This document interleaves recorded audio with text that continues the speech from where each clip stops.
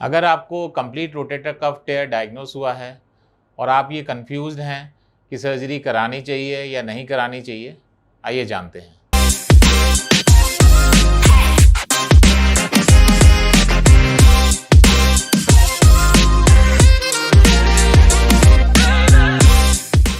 I am doctor Arun Singh, I am shoulder expert. आज हम बात करेंगे एक कंधे की बहुत ही कॉमन सी प्रॉब्लम के बारे में, रोटेटर कफ टेयर।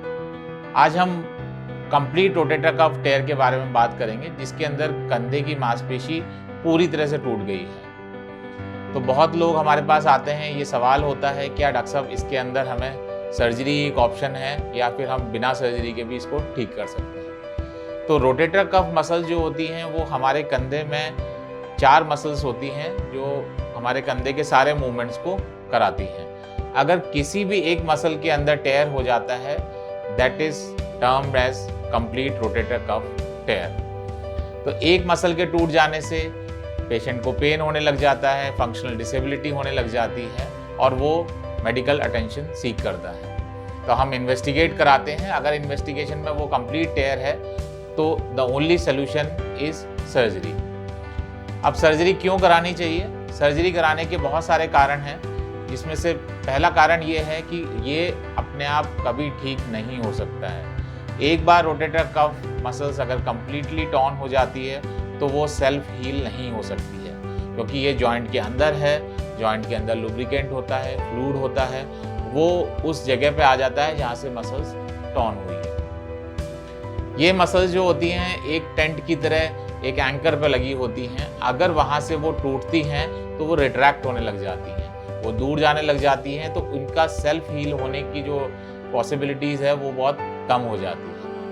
अब अगर ये दूर जा रही हैं और इनका कॉन्टैक्ट वहाँ से नहीं है जहाँ पे इन्हें होना चाहिए, तो इसमें डिसयूज़ होने लग जाता है, यानी कि उनका काम हमेशा बंद हो जाता है, जिसे हम डिसयूज़ एट्रोफी यानी कि मसल की वीकनेस बोलते हैं। तो एक मसल के जाने से आर्म के अंदर यानी कि बाजू के अंदर उतनी वीकनेस नहीं होती। वहीं अगर रोटेटर कफ 1, 2 या 3 मसल्स में टेयर हो जाता है तो उसके अंदर हमारी बाजू, हमारी आर्म के अंदर वीकनेस होने लग जाती है और मूवमेंट करने में हमें पेन और कमज़ोरी महसूस होती है। तो रोटेटर कफ मसल्स जो होती हैं एक मसल से टूटना शुरू होती हैं, वो एक के बाद दूसरी, दूसरी के बाद तीसरी, ऐसे सीक्वेंशली ब्रेक होने लग जाती है। तो रोटेटर कफ मसल अगर एक ब्रेक है, उसको हम इग्नोर करते हैं, तो क्या क्या कॉन्सिक्वेंसेस हैं? अगेन वो मसल डिसयूज हो जाएगी, काम नहीं पड़ेगा। सेकंड, वो बाकी 3 मसल्स पे एक्स्ट्रा प्रेशर डालेंगी, तो 1 से 2 टूटेंगी, 2 से 3, 3 से 4 टूट सकती हैं।